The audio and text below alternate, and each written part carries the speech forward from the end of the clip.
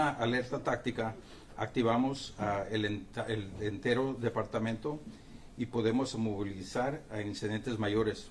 Los oficiales patrullan sus áreas y se quedan en sus áreas hasta que los resignamos a los disturbios. Las actividades de patrulla son menos y todos los oficiales se quedan en sus áreas por si hay emergencias en las comunidades. También todos los operativos están comunicados con todos los oficiales de personal. Esto quiere decir que no tomamos días de descanso y los oficiales pueden trabajar hasta 18 horas diarias.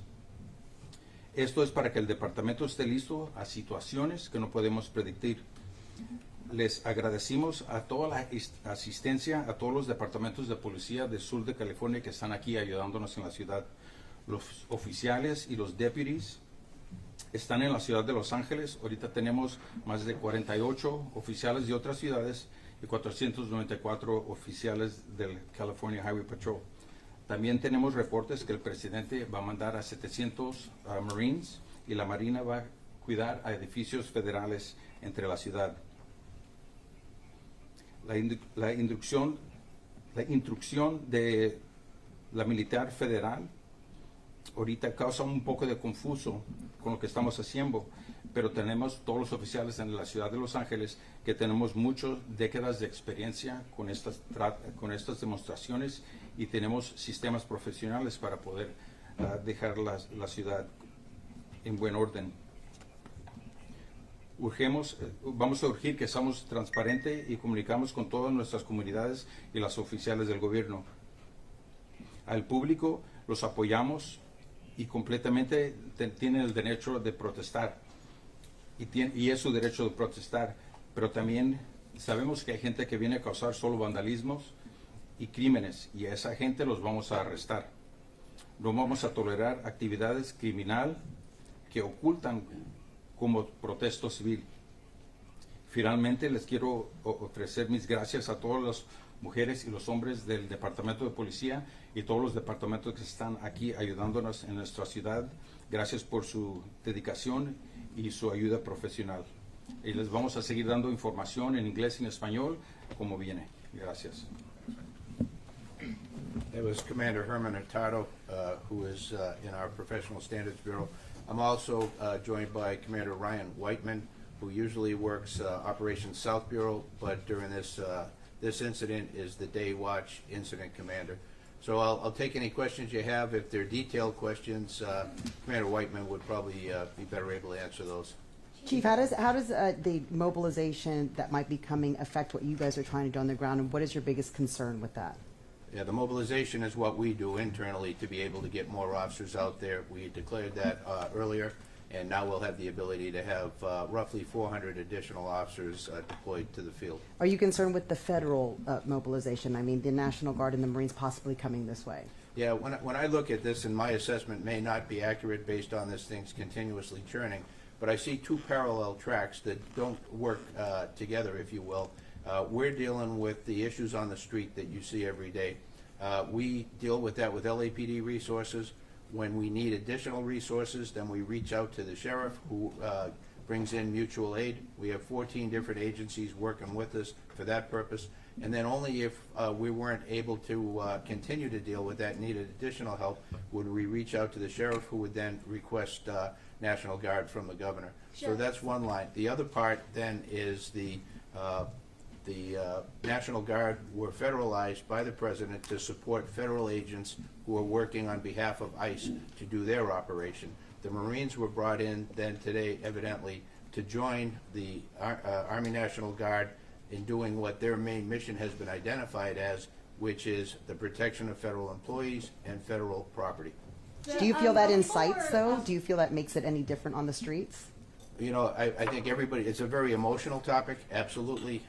You know, could I quantify what that is? I think it has certainly heightened everybody's level of awareness and certainly anxiety. But to be able to quantify that, I wouldn't. Chief, how are you We'll take avoiding we'll take two more questions, and then the chief has to step out, but he'll come back. I'll be back. and How are answer you additional questions. avoiding less lethal weapons being used on people who are merely there in the way, potentially?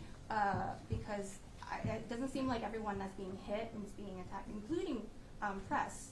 I don't know, like, it doesn't really make any sense that people are just being shot at. Yeah. And Yeah. can you Sure. explain how you minimize or at least just not do that? Yeah, we minimize it through training, through the equipment we use. It is a target-specific munition. That's not to say that it always hits the intended target, particularly in a dynamic situation. I know that the situation you're referring to with the member of the media, we saw that, we're very concerned about that, and we're looking into And what that. about the horse trampling and well, the horse, the person Yeah, on the horse? we're also aware of that, and we're looking at that as well. Chief, Has go the ahead. National Jeff, Guard- Jeff, So- go ahead, and then Mary Beth, and then he's gonna come back, If I guys. may. You know, all of the streets surrounding the federal building complex, Los Angeles, Temple, Aliso, Alameda, they've all been cleared. You pushed the crowd away from there. I know you can't talk about all of your tactics, but in terms of the benchmarks that you want to hit tonight, are you moving people away from the freeway as well by clearing out those streets and moving them towards the west? Yeah, we're trying to move them away from wherever the threat is. So if there are people assaulting officers, which is often the reason they're taking rocks or bottles or pieces of concrete, then they will attempt to disperse that crowd so that they're not enabled to continue to do that, and move them out. If they can target individuals who've been the ones who are the aggressors, who are throwing the rocks, and they can safely go in and arrest those individuals, they will. Some of those will be arrested later, and after having been identified. And so this thing is moving forward in a way that some get frustrated with and watch. But we're out there, and we have an approach to this where we're not going to move a crowd into an area where it's going to cause additional problems, into the Civic Center or into the freeway. We're going to move them away where we think they can do the least damage, and we're going to try then and employ tactics that would minimize that even further. And has the National Guard Mary Beth, he's gonna how come many back, guys. businesses have been damaged and looted? I know their LAPD, one of the divisions had put out that there was some looting going on at 6th and Broadway. And as the National Guard, have they actually engaged with these protesters? Some media outlets were reporting that they were actually sending out tear gas, and I know on our channel we did not see that. No, not that I'm aware of at all. That I'm aware of, there were at least 3 businesses that were broken into and property taken from them along Broadway and maybe other places. As far as the National Guard deploying anything other than around the federal building, I'm not aware of anything like that. Right? Oh, headquarters damaged, correct? Yeah, damage, yeah. The whole Civic Center, there was significant damage as it relates particularly to graffiti, broken windows, that kind of thing. Chief, quick, any talk about a possible curfew at all? There had been some mention of that if things had continued at this point, any thought of a curfew? Yeah, I know, we're always thinking about that. That's always a tool we can employ. We certainly hold that off and not wanting to do that. And this is a pretty isolated area where this is happening relative to the size of the city. So we would, if we were to use that, it would be done very judiciously. All right, Chief, thanks. All right, we'll be back. Keep you on. Thank you, Mayor. Thank you. Thank you, Chief. Good evening, everyone. As I'm sure you are aware, there was a large protest this afternoon. Protests, and then also David Huerta, our esteemed labor leader in charge of SEIU, USWW, was released from custody this afternoon. So there was a rally around City Hall that ended up at the Federal Building. It was peaceful.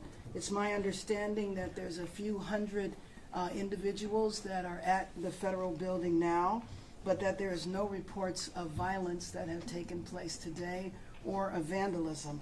Of course, with the crowd just there, we will worry as it gets dark as to whether or not there are problems, but we certainly hope that there will not be. I just want to say I started off my morning with a meeting with a number of the leaders from the immigrant rights organizations.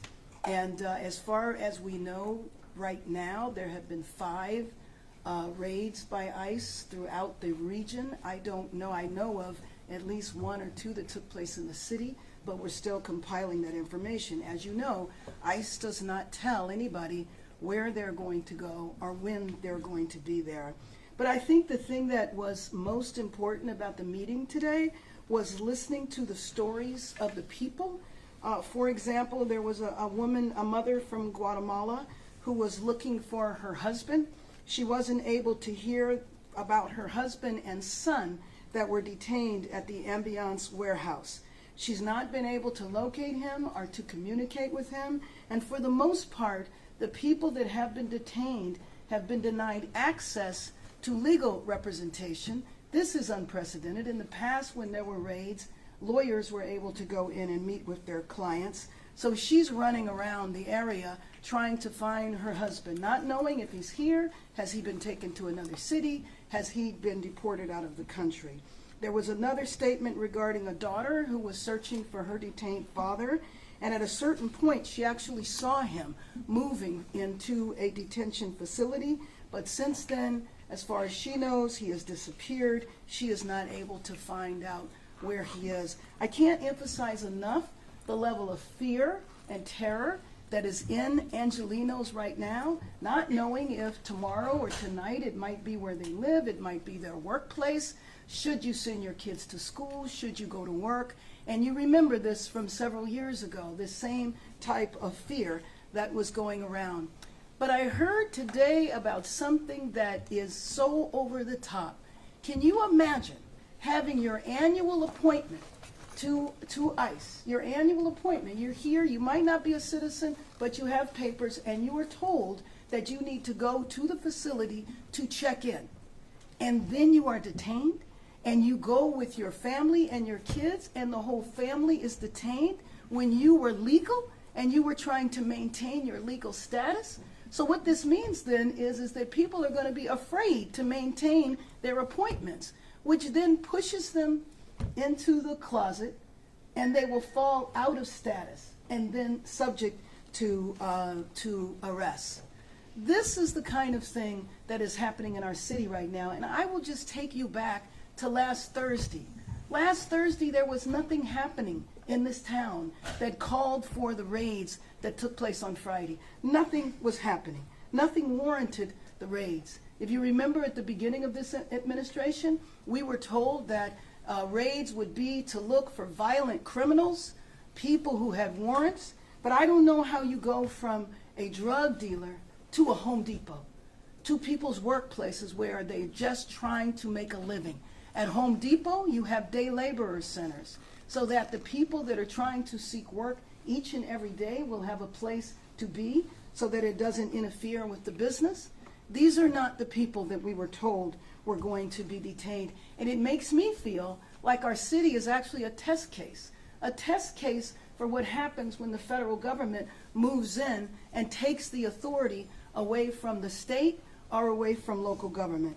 I don't think that our city should be used for an experiment to see what happens in the nation's second largest city. Well, maybe we can do this to other cities. And then I read a description of our city that was so troubling to me. A description of our city that says that we have been invaded and occupied by illegal aliens and criminals, and that now violent insurrectionist mobs are swarming and attacking our federal agents. I don't know if anybody has seen that happen, but I've not seen that happen. And obviously there has been violence, and the violence is unacceptable, and we can talk about that in a minute. But to describe our city as a migrant invasion, and that we need to put an end to the migrant riots, and to call on various secretaries of the administration to go after our city because we want order to be restored, the illegals will be expelled, and Los Angeles will be set free. How is this a description? This is a despicable description of our city. Our city needs to come together now and not accept this, not allow us to be divided. We are a city of immigrants, and we have always embraced that. And if you want to hit our economy, you scare people from going to work, because you know there are sectors of our economy in this city where immigrant labor is the majority of the workforce. So this is damaging. It's damaging to individuals, it's damaging to families, but it is also damaging to our economy. Now I want to talk for a few minutes about the violence and the vandalism that has happened after the protests. We are fortunate in our city to have a well-established institutions that promote and fight for the rights of immigrants. They have protests and rallies often, a couple of times a year, and they never devolve into violence. Well, these protests have, And what typically happens is a fringe element, many times not even connected to the major protests, takes the opportunity to create havoc and commit vandalism. And I will tell you, it infuriated me, but it also just saddened me to drive through downtown right now and to see the level of obscene graffiti all over buildings. And I just say that anybody that does that, don't come and say that you are supporting immigrant rights, the rights of immigrants. You can't possibly be supporting immigrants and vandalize our city. And understand that if you do that, and it is 100% unacceptable, you will be arrested. And it might not happen that day. So don't think because you went home that night that you are free. There's a lot of videotape, there's investigations that will take place, and you will be held accountable and frankly need to be separated from the people who are really fighting on behalf of our immigrant community. And we need to stop the raids. This should not be happening in our city. It is not warranted, and the only thing it does is contribute to chaos. This was chaos that was started at Washington, D.C. On Thursday, the city was peaceful. On Friday, it was not, because of the intervention of the federal government. And it's, again, I don't think our city should be a test case, a laboratory. With that, I'm happy to open up. Mayor Bass, it sounds like there's no. What's your reaction to the deployment of 700 Marines? I mean, we didn't need the National Guard. Why on earth? What are they going to do? Do you know what the National Guard is doing now? They are guarding 2 buildings. They're guarding the federal building here in downtown, and they're guarding the federal building in Westwood. That's what they're doing. So they need Marines on top of it? I don't understand that. That's why I feel like we are part of an experiment that we did not ask to be a part of. Noah, and then right here. Have you been in contact with President Trump or anyone from the administration? And if you could speak to him, what would you say right now? I would say stop the raids. Stop the raids, period. I would say give the power back to our governor. And if we need the National Guard, we can do it in the normal circumstances, which is the request is made local and the governor decides or not to grant that to our city. And have you been in contact with the administration? I have been in contact with the administration, not the president. Right here in the stripes, and then Robert. You touched on it lightly, but has the National Guard contributed in any meaningful way in crowd control in the past 2 days? No. The National Guard is guarding the federal building. Now, there was an incident that I saw where there were vehicles that needed to get into the federal building, and so the National Guard cleared the area, and that's where I saw gas, that's where I saw, the flashbangs. Robert, and then Liz. Mayor Bass, when it comes to the people that you're talking about right now on the streets of Los Angeles that are looked at worldwide, what are your sources on the ground telling you in terms of, are the people there with a message regarding immigration being now outnumbered and possibly outrun by these vandals, as you're calling them? No, I don't believe so at all. I mean, when you see their numbers, it's when everybody's left. So the crowd could be thousands. And then late at night, by the time you see their numbers, you might see 100 or so. So they're not being outnumbered. And I don't know of anybody that identifies with them. In other words, they're part of our organization or they're not.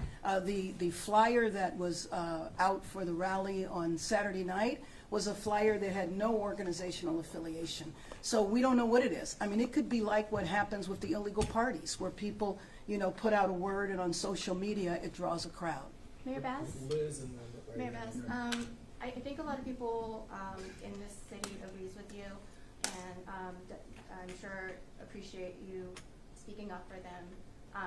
I'm wondering, would it be more powerful if, they got a chance to be lawyered up, to fight back against the fact that they're being potentially against their violating their civil rights?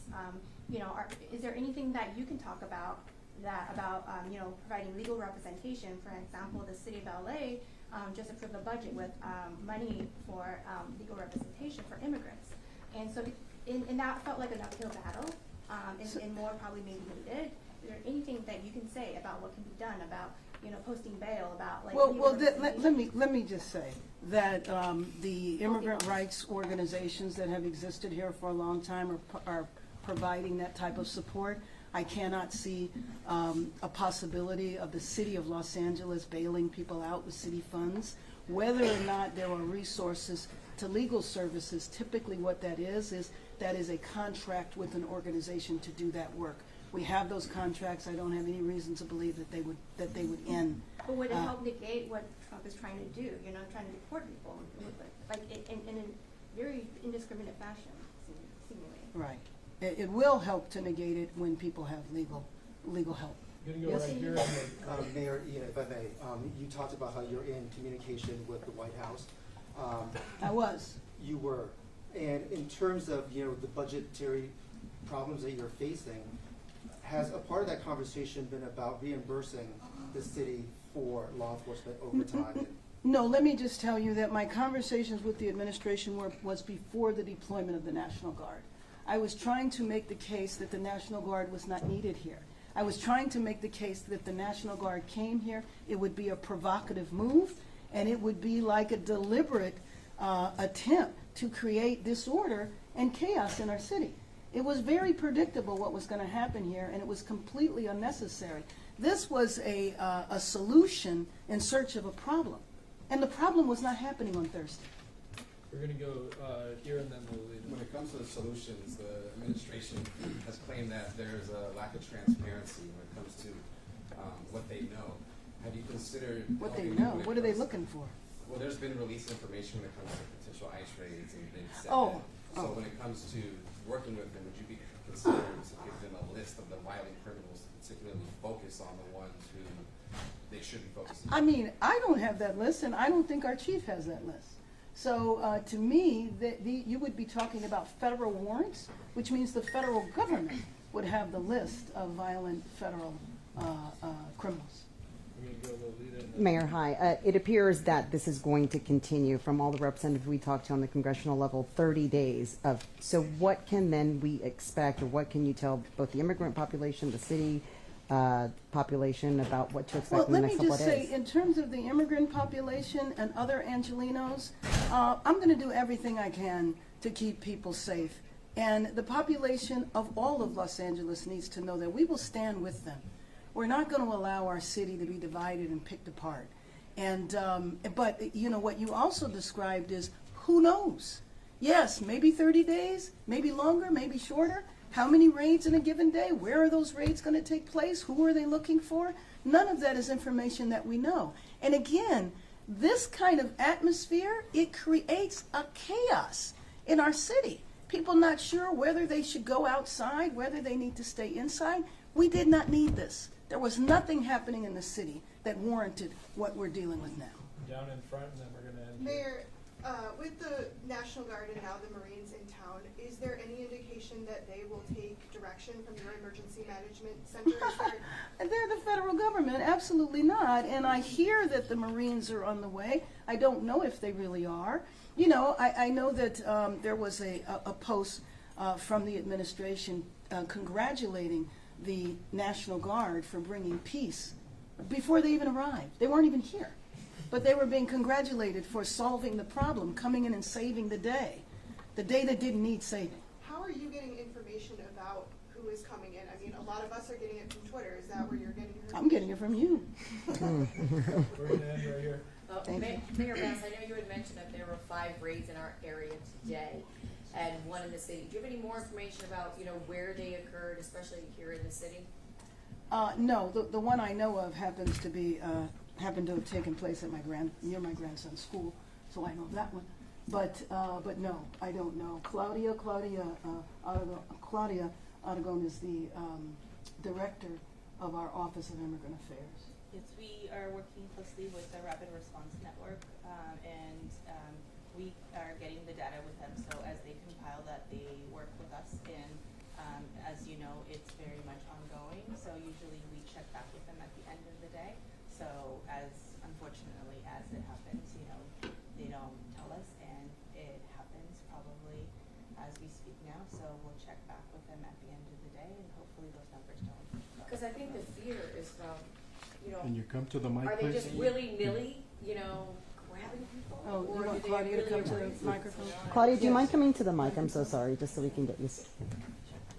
And those 5 raids were from today? Correct. Okay. And where was one by the, what school? Yeah. She said that one of them was near her grandson's school. Like what part of town?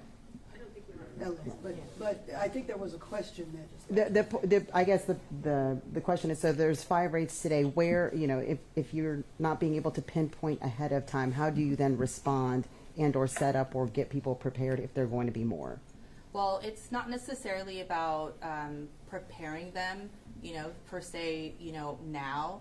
It's our office, along with our community partners, have been unfortunately preparing for this moment, previously, for decades, through the Know Your Rights campaign, as you all know, with the red cards and doing those campaigns. You all have been working with these community partners for decades, and this is the moment that, a lot of them had been working with. This is the second time that this administration comes around. So unfortunately, a lot of these partners really just activated, this portfolio. And, this is what they know how to do pretty well.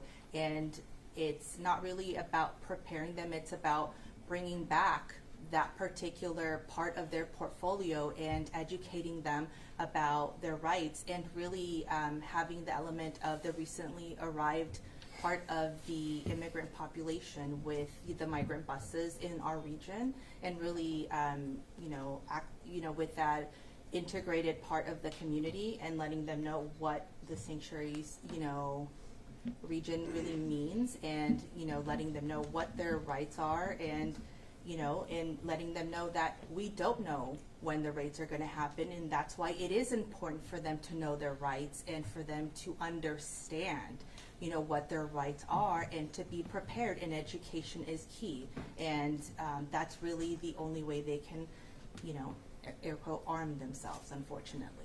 Turla has a hotline that folks can call if they see a raid. Does the city have something similar where you all can kind of utilize? No, and the Chirla hotline is the Rapid Response Network, and so Chirla is one of the leads for that, and a lot of the partners are that. And if you all don't know, the Rapid Response Network works is with the public. If they see anything, it's sort of like if you see something, say something, where anyone from the public can call the Rapid Response Network, and they can find it in the ACLU website as well. If anyone sees that they feel like it's something like, oh, might think that's like a DHS vehicle, they call and say, I think that's what it is. Any one of the partners that's trained to identify, they send someone out that can confirm that in fact is activity or an actual federal law enforcement vehicle, and they report it back to the network, and they do call back the caller and say, yes, that in fact is what you thought, or it's not, and that's how they can confirm what it is, and that's how they count numbers, and that's how they report it back. Thank you. Well, let me just say thank you very much for being here today. We'll be back here tomorrow. I am hopeful that the federal government will hear our plea. Stop the raids. This is creating fear and chaos in our city, and it is unnecessary. And I hope that we will be heard because our city is trying to move forward. And I believe that the federal government should be supportive of us moving forward. Thank you very much. Thank you so much. And just a reminder through Jen, Chief McDonald will be available too for further questions. Let's give him 1 second to come back in.